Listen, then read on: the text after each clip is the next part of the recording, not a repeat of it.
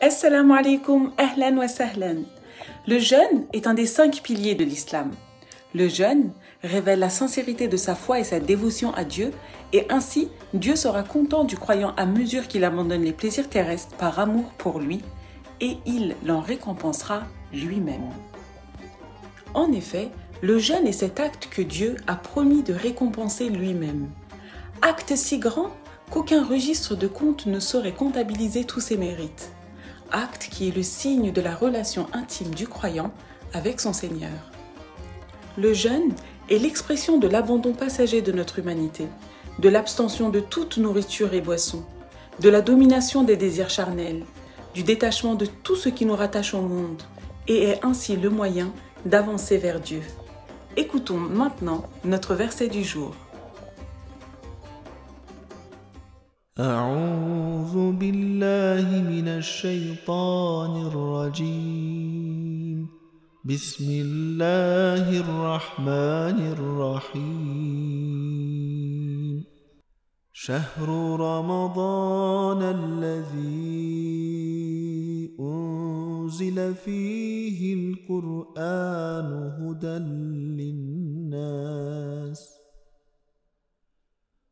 للناس وبينات من الهدى والفرقان فمن شهد منكم الشهر فليصمه ومن كان مريضا أو على سفر فعدة من أيام أخر يريد الله بكم اليسر ولا يريد بكم العسر ولتكملوا العدة ولتكبروا الله على ما هداكم ولعلكم تشكرون. Le mois de Ramadan au cours duquel le Coran a été révélé pour guider les gens dans la bonne direction et de discernement. Quiconque verra la nouvelle lune jeûnera le mois entier. Celui qui est malade ou en voyage, il jeûnera ensuite un nombre de jours équivalent. Allah veut pour vous la facilité. Il ne veut pas pour vous la difficulté. Jeûnez jusqu'à la fin de la durée fixée et proclamez la grandeur d'Allah pour vous avoir guidé et soyez reconnaissants. D'après un hadith rapporté par Abu Huraira, le prophète sallallahu alayhi wa sallam a dit « Dieu a dit, tous les actes du fils d'Adam sont pour lui-même, excepté le jeûne.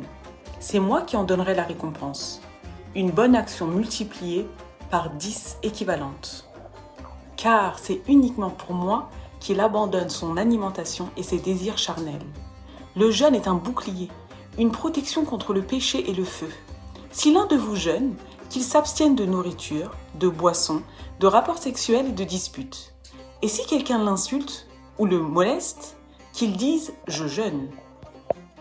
Par Dieu qui tient mon âme dans ses mains, l'haleine du jeûneur est pour Dieu plus agréable que l'odeur du musc.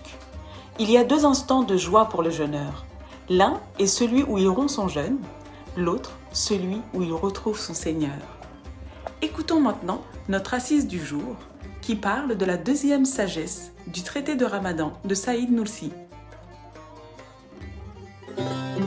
أعوذ بالله من الشيطان الرجيم بسم الله الرحمن الرحيم شهر رمضان الذي أنزل فيه القرآن هدى للناس وبينات من الهدى والفرقان. Chers amis, bienvenue à cette assise durant laquelle nous allons discuter et partager une lecture du traité du Ramadan, un chapitre issu de l'œuvre de Saïd Nursi, le traité des Lumières, appelé plus communément Risale Nur. Dans ce traité, Saïd Nursi présente et évoque quelques sagesses parmi tant d'autres qui découlent directement du jeûne réalisé durant ce mois sacré. Nous avons traité dans une première assise la première subtilité qui découle directement du verset récité, et dans cette 2e assise, nous allons lire et découvrir ensemble la 2e subtilité. Avant de débuter notre lecture, rappelons-nous de la traduction de ce verset. Dieu nous dit « Ces jours sont le mois de Ramadan au cours duquel le Coran a été descendu comme guide pour les gens, épreuve claire de la bonne direction et du discernement. » Maintenant, reprenons notre lecture de cette deuxième approche. Un des nombreux exemples de sagesse dans le jeûne du mois béni de Ramadan, en ce qui concerne le fait d'être reconnaissant pour les générosités de Dieu Tout-Puissant, est exprimé en ces termes. Comme il est exposé dans la première parole, un prix est exigé pour la nourriture qu'un serveur apporte d'une cuisine royale. Mais donner un pourboire au serveur et supposer que ces générosités de grande valeur sont sans valeur, ne pas reconnaître celui qui les a accordées, serait la sottise la plus grande.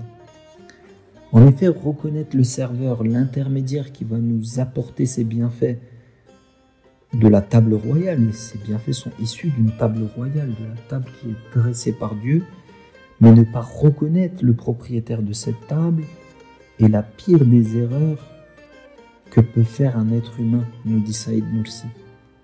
Le propriétaire nous envoie par l'intermédiaire d'un de ses serviteurs un bien, et bien entendu, il attend en retour un certain prix. Continuons la lecture. Dieu Tout-Puissant a étendu d'innombrables sortes de générosité sur la terre pour l'humanité. En échange, comme prix de ses largesses, il demande la gratitude. Alors, qu'est-ce qui est dit dans la première parole que Saïd Nursi nous rappelle dans cette subtilité? Les bienfaits que Dieu nous attribue ont trois prix. Le vrai bienfaiteur, notre Créateur, nous demande trois choses en contrepartie des biens qu'il nous attribue. Le premier, c'est le rappel. Le deuxième, c'est le remerciement. Et le troisième, c'est la réflexion. C'est-à-dire, au début, dire au nom de Dieu, c'est-à-dire commencer par dire Bismillah, au nom de Dieu, ce qui est le rappel, le dhikr. À la fin, dire Dieu soit loué, c'est-à-dire Alhamdulillah, et le remerciement, shukr. Et au milieu, penser et comprendre que ces bienfaits de valeur, qui sont des œuvres d'art extraordinaires, qui appartiennent à l'être unique et absolu, c'est la réflexion, c'est-à-dire le fikr. Nous avons trois notions ici évoquées par Saïd Nursi dans la première parole, mais aussi dans cette deuxième subtilité du traité de Ramadan. Zikr, fikr et shukr. Un compagnon du prophète nommé Abdullah ibn Mas'ud radiallahu anhu a dit « J'ai interrogé le prophète sallallahu alayhi wa sallam en disant « Quelle est l'œuvre la plus aimée d'Allah le Très-Haut » Il a dit « La salat, la prière en son temps qui lui est prescrit. » J'ai dit « Et puis ?» Il a dit « La bienfaisance envers les deux parents. » Aujourd'hui, durant notre séance de développement personnel, nous allons voir l'attitude à adopter envers nos deux parents. Mes frères et sœurs, on se retrouve pour quelques minutes de développement personnel. Aujourd'hui, nous allons voir ensemble l'attitude correcte qu'il faut avoir envers les parents. Aujourd'hui, on va s'inspirer d'un verset du Coran qui nous montre à travers 5 principes majeurs le comportement à avoir vis-à-vis de nos parents. Premièrement, il ne faut pas être impatient quand on s'occupe de nos parents, ou même si on ne s'occupe pas d'eux, il ne faut pas être impatient vis-à-vis d'eux, vis-à-vis de notre père et notre mère. Deuxièmement, ne leur faites aucun reproche. Troisièmement, parlez-leur de manière douce et attachante. C'est vrai, des fois, il est difficile de parler de manière douce, de parler avec des belles paroles, mais il faut le faire, c'est très important. Quatrièmement, baissez sur eux l'aile de l'humilité. Restez humble vis-à-vis de vos parents. Et cinquièmement, priez pour eux, mes chers frères et sœurs. Et on peut également faire cette prière. Bismillahirrahmanirrahim. Mon Dieu, sois miséricordieux avec eux, comme ils l'ont été en prenant soin de moi dans mon enfance, et récompense-les pour m'avoir aimé et élevé. Amin. Mes chers frères et sœurs, nous avons vu 5 principes majeurs importants qui nous montrent le comportement qu'il faut avoir avec les parents. Alors, nous avons vu ce qu'il y avait dans le Coran, et maintenant, qu'est-ce que le prophète sallallahu alayhi wa sallam nous conseillait vis-à-vis de nos parents? Premièrement, le prophète sallallahu alayhi wa sallam nous conseille de prier pour eux et de demander à Dieu de leur pardonner. Mettons nos parents dans nos invocations et dans nos prières, mes chers frères et sœurs. C'est un conseil du prophète, sallallahu alayhi wa sallam. Deuxième conseil qu'il nous apporte, c'est de réaliser leur dernière volonté et leur testament. Troisièmement, ne pas oublier de leur rendre visite à la famille de nos parents et de rendre visite, bien évidemment, à nos parents. Quatrièmement, envoyer des présents aux amis de nos parents. Donc, peut-être qu'on n'y pense pas souvent, mais faisons-le. Le prophète sallallahu alayhi wa sallam nous conseille d'envoyer des présents, donc des cadeaux, aux proches et aux amis, donc aux amis de nos parents. Faisons-le, mes chers frères et sœurs. En tout cas, j'espère que ces différents conseils et les 5 principes majeurs de comportement à avoir vis-à-vis de nos parents issus du Coran seront bénéfiques pour vous et pour nous. Je vous dis à très bientôt pour d'autres conseils. Qu'Allah nous permette d'adopter toutes les bonnes attitudes à avoir envers nos parents. D'après Abu Huraira radiallahu anhu, le prophète sallallahu alayhi wa sallam a dit « Celui qui croit en Allah et au jour dernier doit honorer son hôte. Et celui qui croit en Allah et au jour dernier doit préserver les liens parentaux. Et celui qui croit en Allah et au jour dernier, qu'il dise du bien ou qu'il se taise. » Continuons avec la deuxième partie de notre assise spirituelle. Sourate 96, verset 1. Lis au nom de ton Seigneur qui a créé. Enfin, dans une de ses paroles, le prophète nous a dit que tout acte qui n'est pas précédé par Bismillahirrahmanirrahim est privé de toute bénédiction. Passons sur cette deuxième notion de Alhamdulillah, cette notion de gratitude qui est vitale à la fois d'un point de vue religieux, mais aussi d'un point de vue social. Dans le Coran, Dieu l'illustre à plusieurs reprises, mais prenons quelques exemples. Sourate 14, verset 34. Dieu nous dit « Il vous a accordé de tout ce que vous lui avez demandé. Et si vous comptiez les bienfaits d'Allah, vous ne sauriez les dénombrer. » Sourate 3, verset 145. Nous récompenserons bientôt les reconnaissants. Sourate 2, verset 172. Ô les croyants, mangez des nourritures licites que nous vous avons attribuées et remerciez Allah si c'est lui que vous adorez. En effet, reconnaître ses bienfaits et dire Alhamdulillah, c'est l'expression de cette gratitude attendue par Dieu, effectuée par la langue. C'est-à-dire, nous allons utiliser notre organe de la parole pour lui dire Alhamdulillah. C'est une façon de lui signifier notre gratitude. Il y a aussi la gratitude par le cœur et par l'action. Mais nous n'allons pas développer ces sujets dans cette assise. Donnons simplement un exemple qui illustre parfaitement la gratitude par l'action et par le cœur. Dans un hadith qui est rapporté par Al-Bukhari et Muslim, Aïcha, l'épouse de notre prophète, que Dieu l'agrée, nous dit « Le prophète veillait tellement longtemps en priant dans la nuit au point que la peau de ses pieds se fendillait. Je lui dis alors « Pourquoi fais-tu cela, ô messager de Dieu, alors que Dieu t'a absous de tous tes péchés passés et à venir ?» Il dit « Ne m'appartient-il pas alors de me comporter en homme reconnaissant ?» En effet, à travers cette parole prophétique, comme vous pouvez l'apercevoir, le percevoir, le ressentir, c'est un exemple concret et une forme de gratitude enseignée par l'être le plus aimé de Dieu, notre prophète. La gratitude fait partie des bonnes manières que nous a léguées comme héritage notre prophète, paix et bénédiction sur lui. Donc, il y a cette notion de Bismillah au début, de Alhamdulillah à la fin, et entre les deux, il y a cette notion de fikr, de contemplation, c'est-à-dire contempler les bienfaits qu'il nous donne. Il pouvait, rappelez-vous, comme nous avons évoqué lors de cette première assise, nous nourrir de terre, nous nourrir avec des choses inodores, ou simplement d'une nourriture unique et basique. Mais tout ce qu'il nous donne, tout ce qu'il nous attribue a un emballage différent, a une odeur différente, une couleur différente, un goût différent et une certaine beauté. En fait, Dieu donne de l'importance et de la valeur à l'être humain. Il nous le montre à travers tous ces bienfaits qu'il nous attribue. C'est pourquoi, qu'un des prix qu'il faut payer est la contemplation, réfléchir et se dire « Mais qu'est-ce qui nous donne le bon Dieu ? Nous sommes noyés dans les bienfaits. » C'est justement contempler les bienfaits que nous attribue le Créateur. Il nous donne la possibilité de manger des aliments avec des goûts différents, avec des odeurs différentes.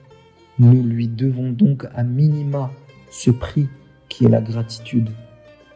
À travers les 3 notions que nous venons de voir, faire au nom de Dieu, les notions de louange et de contemplation. Le jeûneur doit accomplir un acte de dévotion sacré à la lumière des enseignements du prophète sallallahu alayhi wa sallam. Le jeûne est une école de formation pour l'âme, de purification pour le cœur et de protection contre le péché. Que l'on jeûne un jour ou un mois, on s'abstient de certaines des commodités de la vie d'ici-bas, sur l'ordre de Dieu qui en donnera la récompense, Inch'Allah. Passons à notre hadith du jour.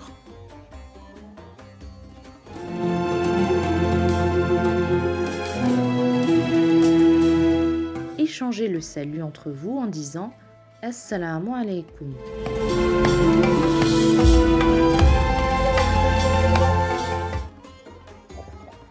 Lorsqu'une personne se met à répéter ce qu'il entend sans pour autant vérifier l'exactitude de ses propos, il s'expose rapidement au mensonge et c'est en effet ce qui arrive souvent.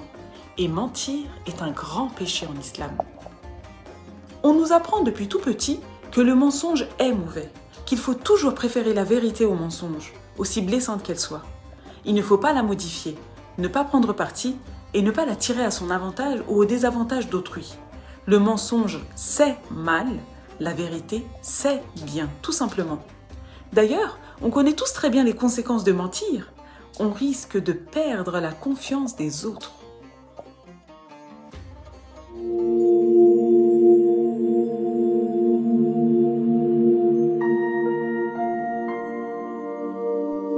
يا من له العز والجمال.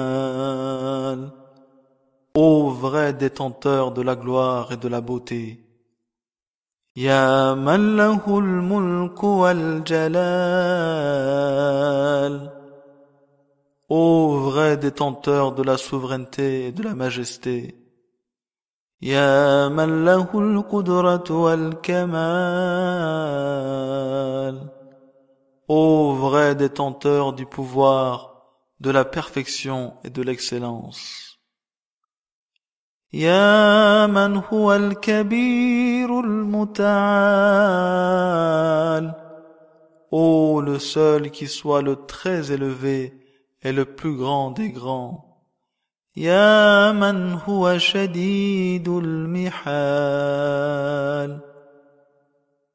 Ô celui dont le courroux est terrible et le châtiment très dur. Ya man huwa shadidul iqab. Ô celui dont la punition est sévère. Ya man huwa sari'ul hisab. Ô celui qui est prompt dans ses comptes. يا من هو عنده حسن الثواب. Ô celui auprès de qui se trouvent les plus belles récompenses. يا من هو عنده الكتاب. Ô celui qui possède l'archétype éternel du livre où tout est écrit. Ya man huwa yunshi'u as-sahaba as-siqal. Ô notre Seigneur qui crée puis élève les nuages pleins de pluie. Subhanaka la ilaha illa anta al-aman al-aman. خلصنا من النار. Gloire à toi, ô Seigneur. Pas d'autre divinité que toi. Nous implorons ton secours. protège-nous de l'enfer.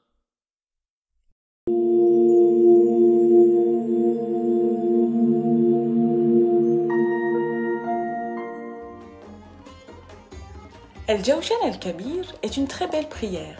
Elle contient des significations très profondes et son style est harmonieux et très agréable à lire ou à écouter. Passons maintenant à l'écoute des beaux noms d'Allah Azza wa Jal.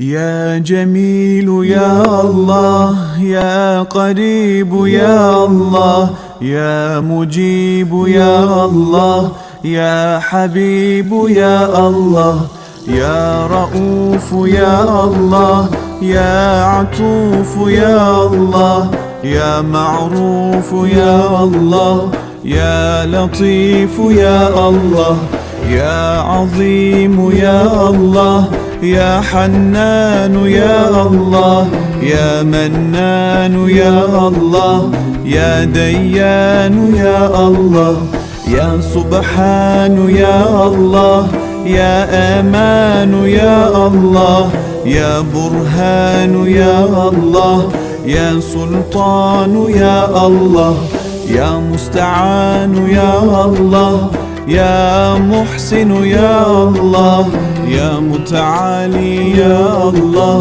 يا رحمن يا الله يا رحيم يا الله يا كريم يا الله يا مجيد يا الله يا فرد يا الله يا ذكر يا الله يا أحد يا الله يا صمد يا الله يا محمود يا الله يا صادق الوعد يا الله يا علي يا الله يا غني يا الله يا شافي يا الله يا كافي يا الله يا معافي يا الله يا باقي يا الله يا هادي يا الله يا قادر يا الله يا ساتر يا الله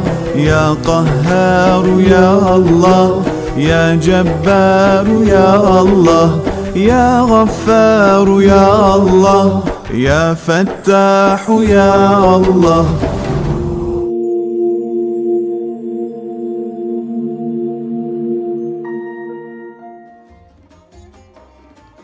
Nous avons terminé pour aujourd'hui, qu'Allah accepte nos jeûnes.